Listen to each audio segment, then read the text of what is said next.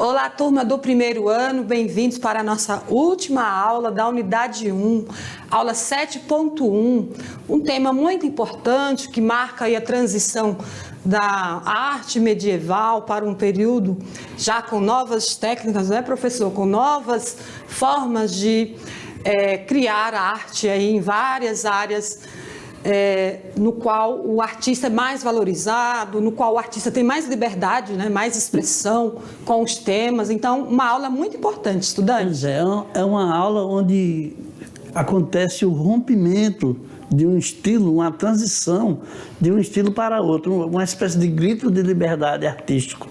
Vamos lá. Exato. Então, vamos lá dar início? Vamos para a tela, aula 7.1.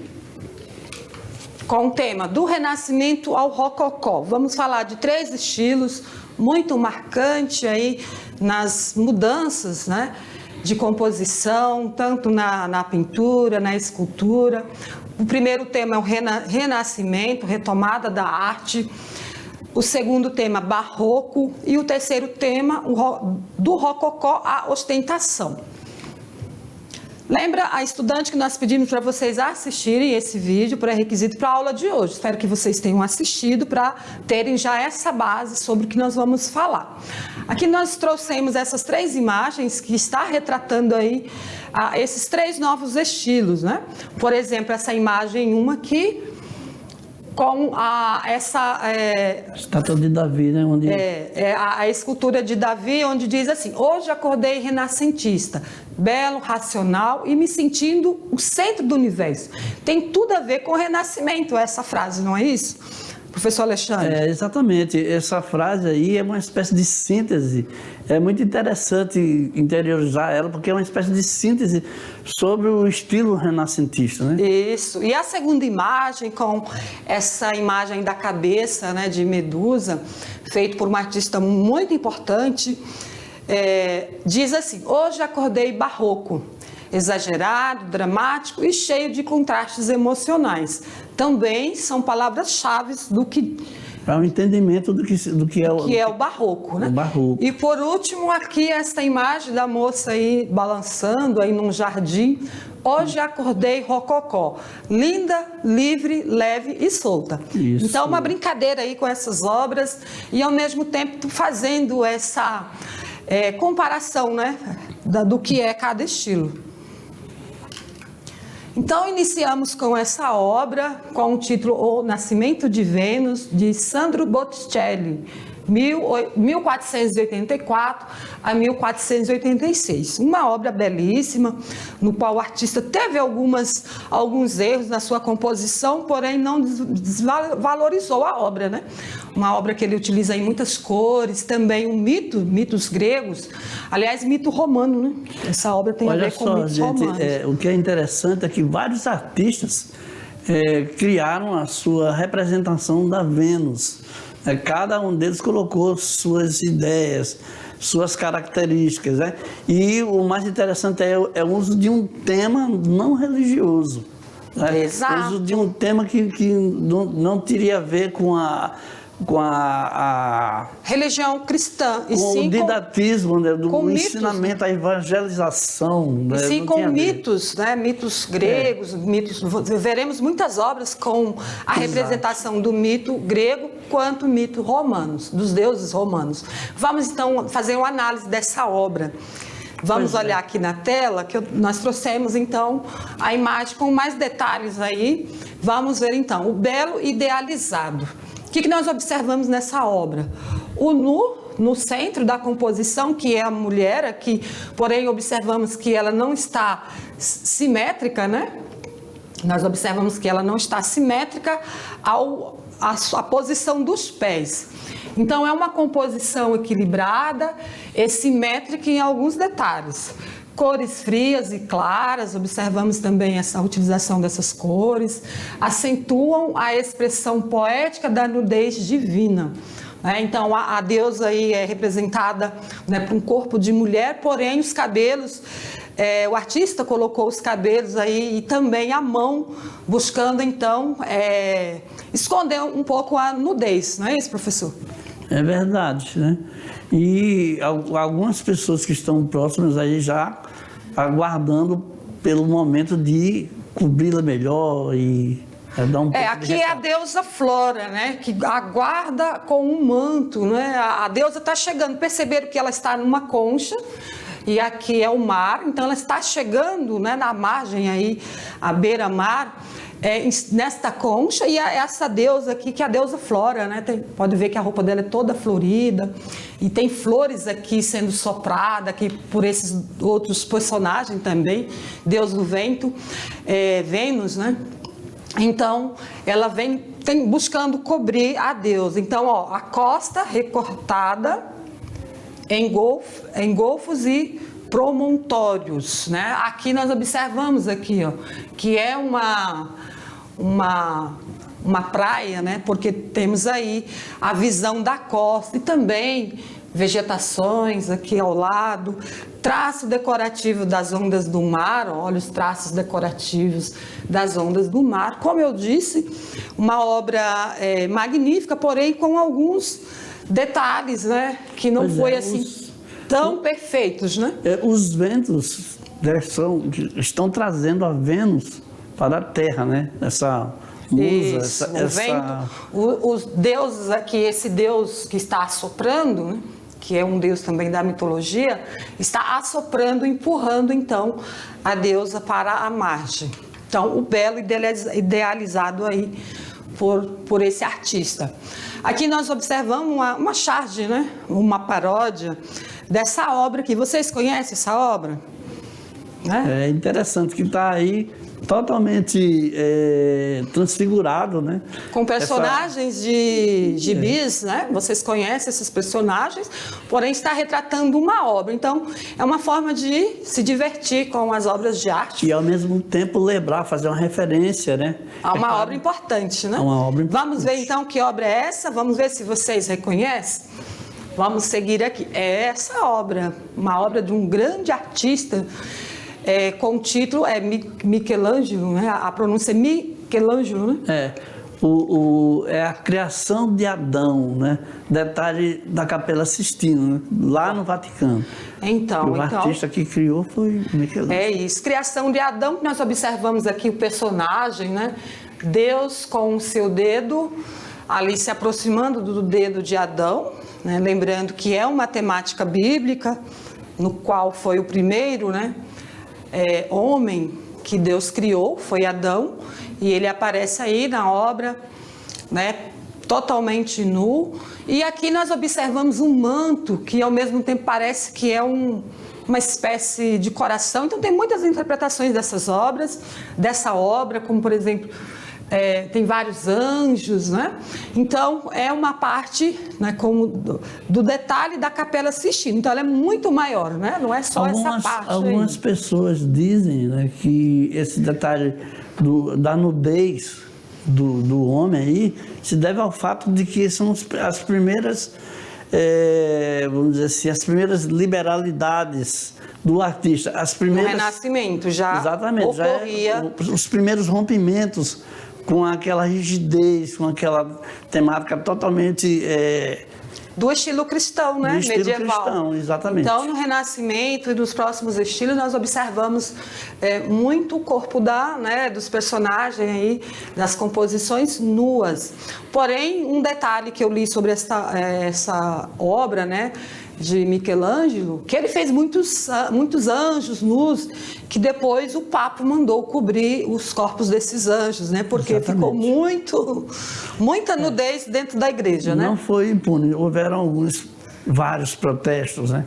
Então vamos lá dar continuidade aí à análise dessa obra. O famoso conservadorismo.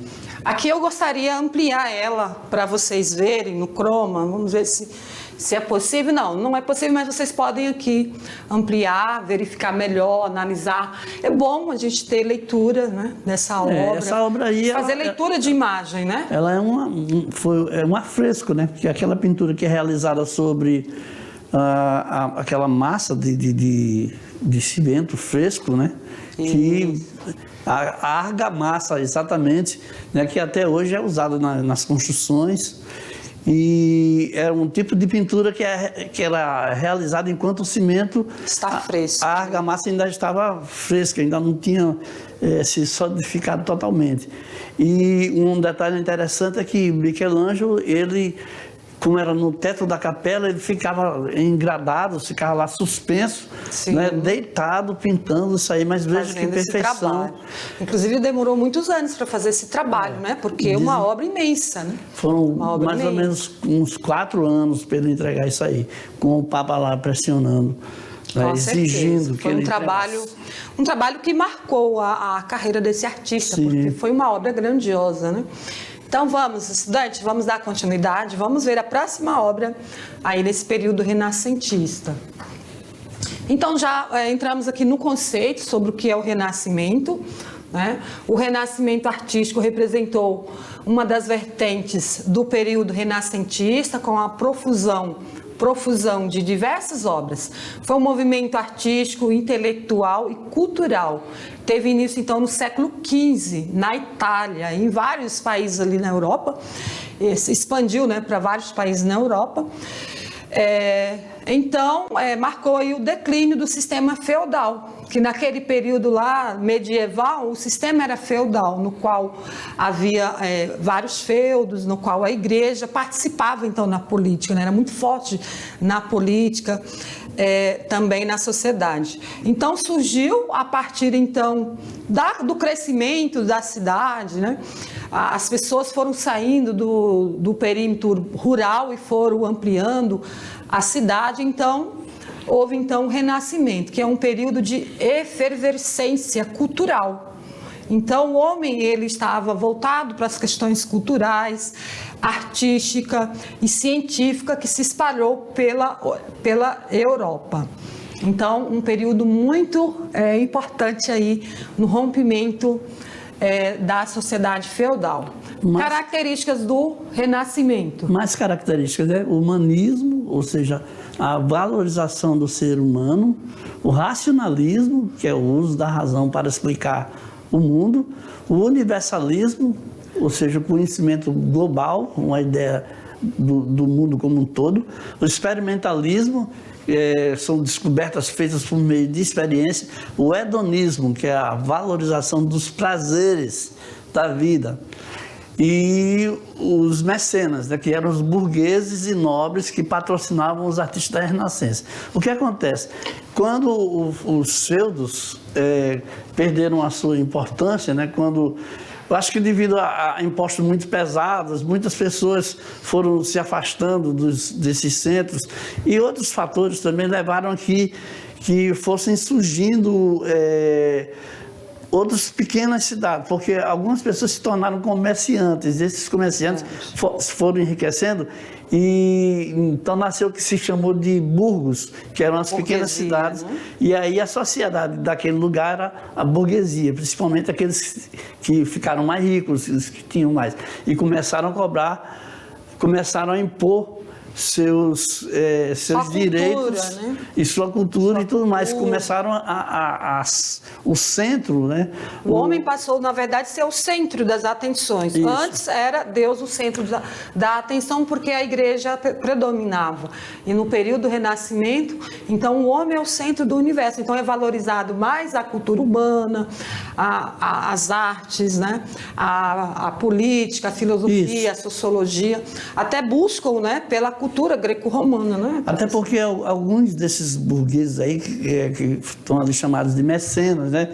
Foram eles que patrocinaram muitos artistas, né? Sim. Então o artista passou a ser valorizado também, porque havia então encomendas, né, de obras. Para ter o seu valor, para que um mecenas resolvesse investir na obra daquele artista, ele tinha que ser muito bom.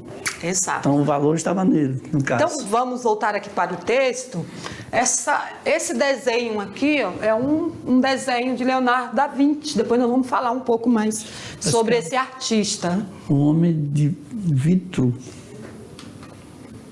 Vamos então para o clipe de imagem de artistas e obras renascentistas, para que vocês ampliem aí suas visões, seus conhecimentos sobre esses artistas.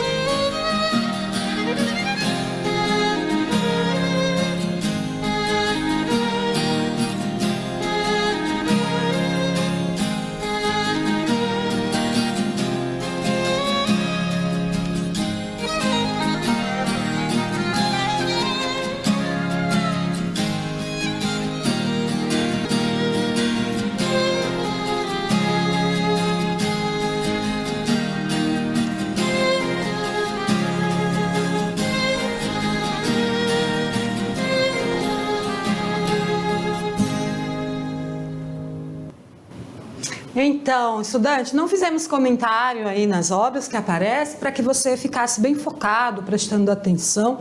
Depois vocês revejam se quiserem, né?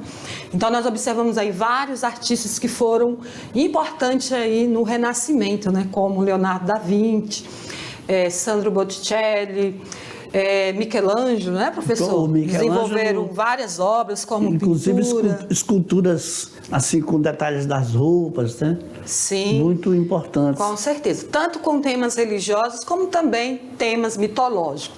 Então vamos dar sequência aqui no texto. Vamos então falar sobre a pintura renascentista. É importante destacar que houve então a perspectiva, né? O interesse pela perspectiva, ou seja, figura, desenho ou pintura em proporções que tem o objeto, a visão de distância. Nós já comentamos isso em outras aulas. O uso de claro e escuro, ou seja, pintar áreas iluminadas e outras na sombra. Esse jogo de contraste reforça então a sugestão de volume dos corpos. Nós vamos observar isso em algumas obras. Aqui, Rafael Sanzio, 1483 a 1520, né? Uma obra aí, O Pagamento do Tributo, com temática, né? Temática também da cultura religiosa. Seguindo aqui, também Mas temas, temas realistas, né?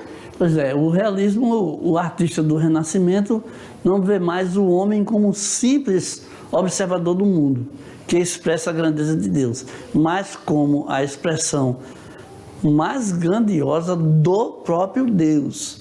Então, o mundo é pensado como uma realidade a ser compreendida cientificamente e não apenas admirada. Inicia-se o uso da tela e da tinta a óleo. Por exemplo, aqui essa obra de Mona Lisa, ela está descaracterizada, mas eu tenho ela aqui mais ampliada.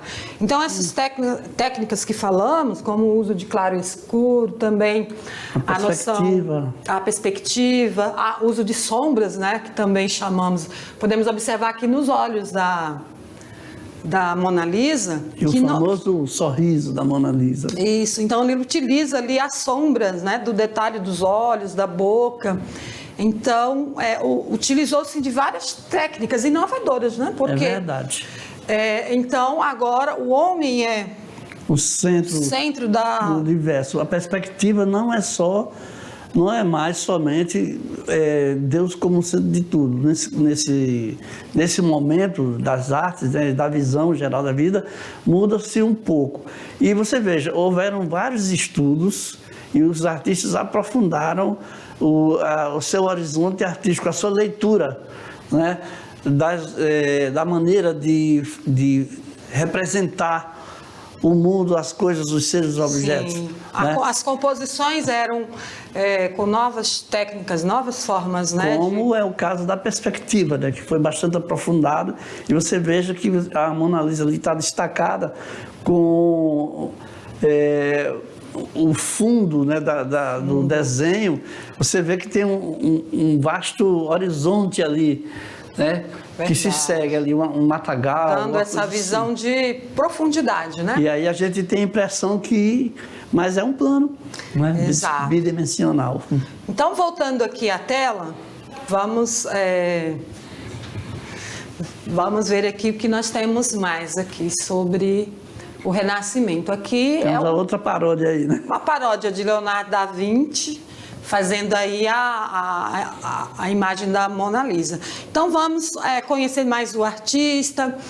É importante falar desse artista que foi um dos que marcou aí o Renascimento. Então, Leonardo da Vinci. Era um gênio, né? Foi pintor italiano. Uma das obras mais importantes foi a Mona Lisa, que está lá no Museu do Louvre, né? Do Louvre. Foi uma das obras que o notabilizou, ou seja, ele foi reconhecido por meio dessa obra. Olha quantas habilidades tinha Leonardo da Vinci, por isso ele é reconhecido como um gênio, né? Dizem até que um dos rabiscos, né, um dos desenhos que ele deixou, foi o que inspirou o que hoje é o helicóptero. Sim. Quer dizer, é uma previsão dele já. Então, temos aqui, ele foi escultor, arquiteto, matemático, urbanista, físico, astrônomo, engenheiro, químico, naturalista, geólogo, cartógrafo, meu Deus. Estrategista e inventor italiano, um dos maiores nomes do Renascimento. É verdade. Então, estudante, Leonardo da Vinci era essa pessoa, é um gênio, né? Porque tinha habilidades para várias áreas do conhecimento. Então, e agiu em todas elas, né? E muitas delas ele conseguiu desenvolver vários trabalhos, né, professor? Verdade. Contribuiu aí para o avanço, talvez o início, né, da ciência, enfim, também mudança aí nos estilos, né, como a utilização da tinta a óleo. Então, nós podemos dizer que foi um grande artista, sim. Então, quando você vê que alguém estuda muito, tem interesse por várias áreas, isso é natural, não é loucura não, tá? Não, tá certo. Vamos lá então? Antigamente não havia essa dissociação, era tudo junto ali, né? Agora, hoje em dia, as pessoas querem estudar só uma área. Não, mas podemos dominar várias áreas, sim. Então, a obra diversificada, ela é marcada pela genialidade, aproximação com o imaginário do homem universal, o ideal da época, né, renascentista, o homem universal. Na pintura, foi notado com verdadeiras obras-primas, como Mona Lisa, Última Ceia, Anunciação e a Virgem dos Rochedos. Aqui uma foto, né, uma imagem de Leonardo da Vinci. Conexões entre arte e outras áreas do conhecimento. Então, vamos ver qual a conexão que nós fazemos aqui. Arte e ciência, né? A racionalidade e rigor científico, aliada à cultura mais humana, fizeram surgir a arte que se relaciona com a matemática. Então, nesse período aí, houve relacionamento da arte com a matemática e com a ciência. Então, Leonardo da Vinci, como um homem de seu tempo, envolveu-se em muitas áreas do saber. Sua mente inventiva, cenário também, e o cenário político e econômico propício para a produção na arte, ciência e engenharia, motivaram esse artista a criar, tornando-se um artista cientista. Muito bem. Então, aqui só uma obra renascentista com o tema fogo. Desse artista aí, ele utiliza, né, vários objetos aí para compor aí a figura de um homem, né? É verdade. Aqui outras obras, só para vocês apreciarem aí. A Última Ceia, feita por esse artista, também temos a obra de Leonardo da Vinci, O Sacrifício de Isaac, de Michelangelo. Então, vamos para o próximo tema, barroco. A fé versus razão. Então, vamos ver aí esse estendeu-se por todo o século XVII e pelas primeiras décadas dos anos de 1800. A sua difusão abrangeu quase toda a Europa e a América Latina. Nós tivemos o barroco no Brasil, vamos abordar em outra aula. Então, o barroco nasceu e desenvolveu-se na Roma dos Papas, que é uma arte também com matemática religiosa. Era uma tendência comum a todas as artes, né? Como um gosto resumido. Bom, a arte barroca conseguiu se casar à técnica avançada e o grande porte da Renascença, com a emoção, a intensidade e a dramaticidade do maneirismo, fazendo do estilo barroco o mais suntuoso e ornamentado na história da arte. Enquanto os estilos abrangiam desde o realismo italiano ao exagero francês, o elemento comum era a sensibilidade e o absoluto domínio da luz para obter o máximo impacto emocional. Olha só o barroco aí. Então, né? Estudantes, era uma época de conflitos espirituais e religiosos, né? Esse período, né, do barroco. Então, um estilo que trouxe a tentativa angustiante de conciliar forças antagônicas, ou seja, forças diferentes entre o bem e o mal, Deus e o diabo, o céu e a terra, pureza e pecado, a alegria e tristeza, paganismo e cristianismo, espírito e matéria. Então, as obras do barroco, elas romperam com o equilíbrio entre sentimento e razão. entre a arte e a ciência. Então, o barroco ele já é versus o renascimento. Os artistas renascentistas procuravam realizar o quê? A forma muito consciente, porém o barroco predominava as emoções e não o realismo da arte renascentista. Então, buscou então uma conciliação, né? Se desenvolveu de forma contrária ao Renascimento. Então vamos à conexão arte com a literatura. Eu achei importante, nós achamos importante trazer aqui esse escritor, Gregório de Matos. Quem foi Gregório de Matos? Olha que interessante, foi um poeta, um dos maiores poetas brasileiros, né? Porém do período barroco. Ele também foi advogado durante o período colonial, nasceu em 1636, na Bahia.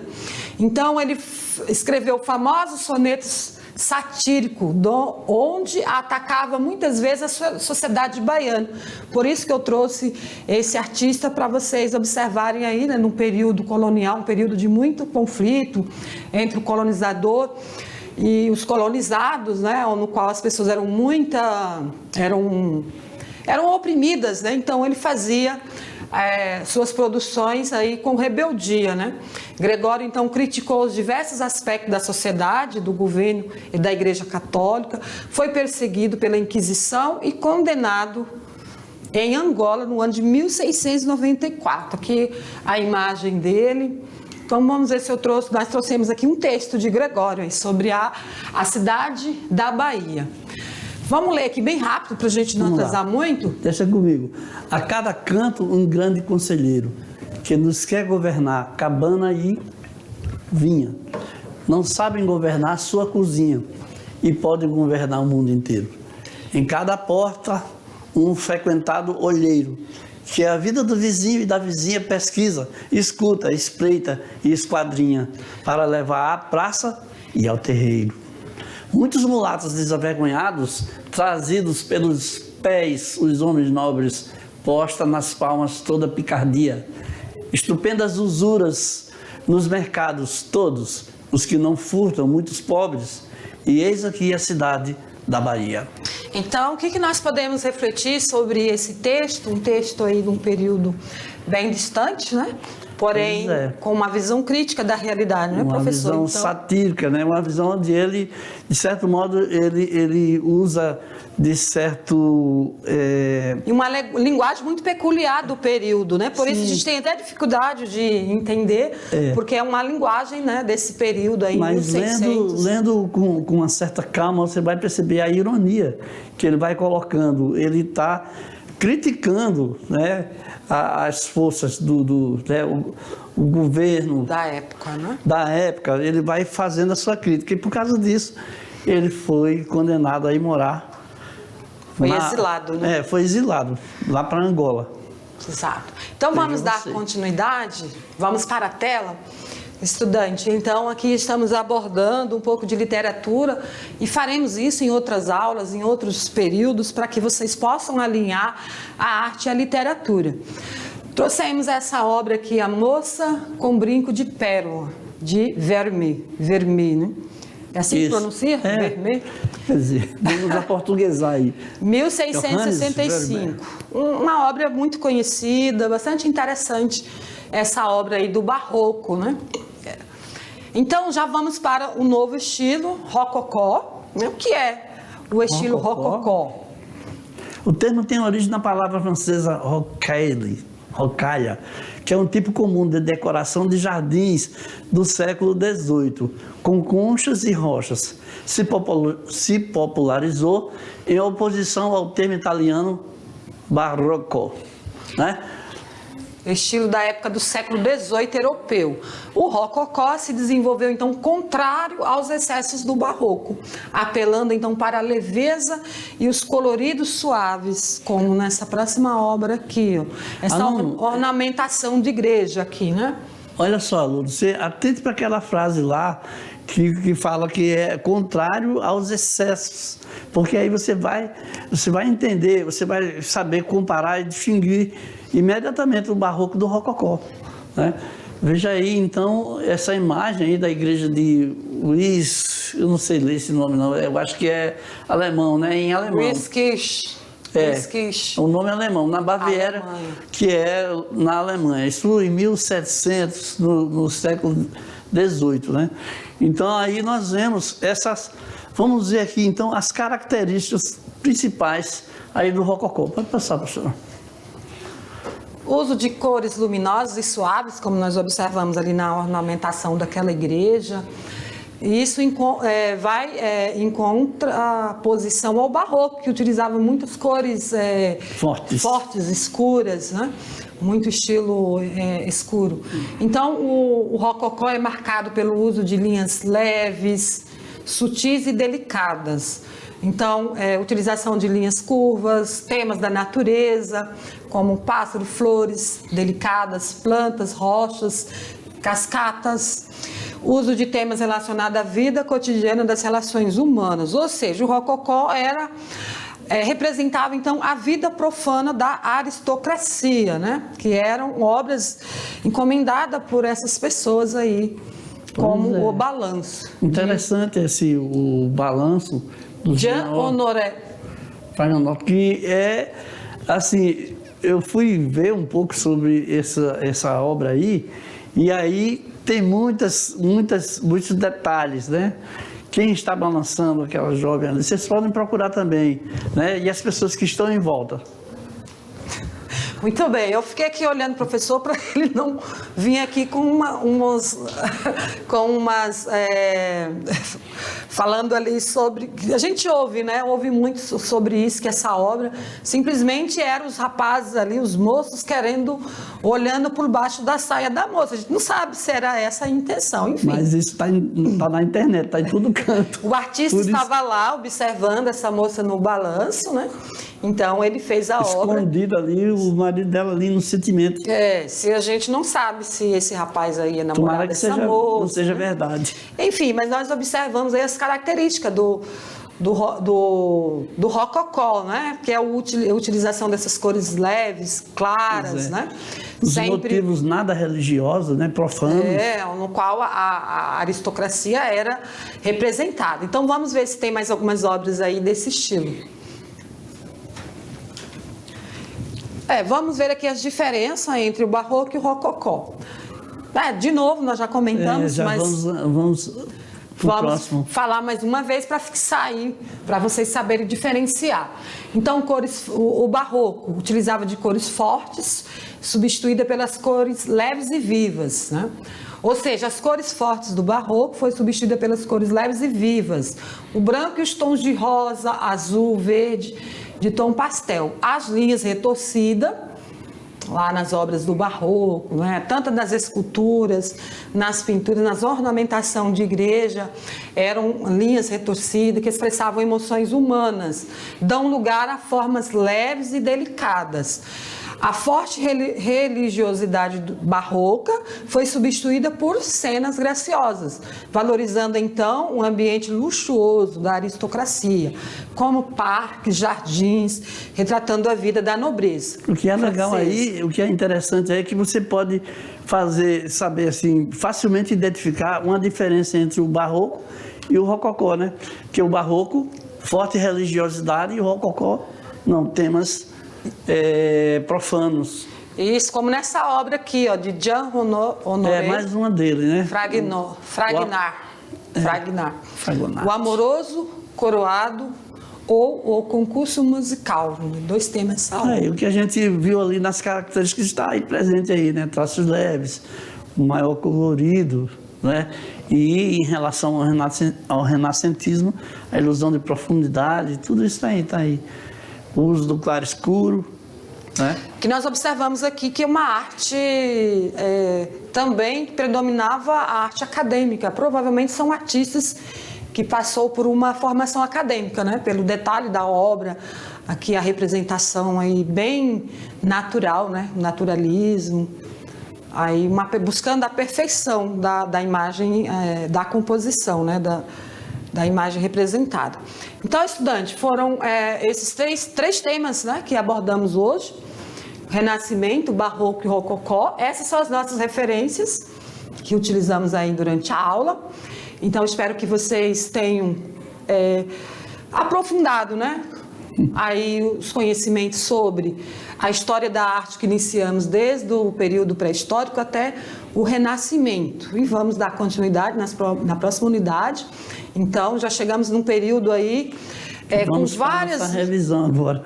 Isso, com mudanças de estilos aí bem significante, vocês perceberam aí quantas diferenças, né? Quanto que o artista passa a ser valorizado, o papel do artista na sociedade é muito valorizado, porque a obra de arte, ou fazer artístico, está ligado, então, também na mudança social, cultural, nesse período. Pois é, aluno, você pode observar também o quanto o contexto é importante e influencia na obra de um artista, né? Você veja que no período medieval era uma temática, no período renascentista já foi outra temática que foi se desdobrando, né? Que uma foi se sobrepondo à outra, mas não aniquilando totalmente. E é por isso que esse é um aspecto interessante que você deve observar, você não deve esquecer, inclusive porque você precisa saber um pouquinho mais das diferenças entre cada um dos estilos, né? Isso vai lhe ajudar nas questões que vão aparecer aí da frente quando você for fazer os seus exercícios, quando você for estudar mais. Isso, então... Fazer provas. Exato. Concluímos aqui aula 7, aí depois voltamos com aula 7.2. Obrigado pela atenção, até a próxima aula. Até mais.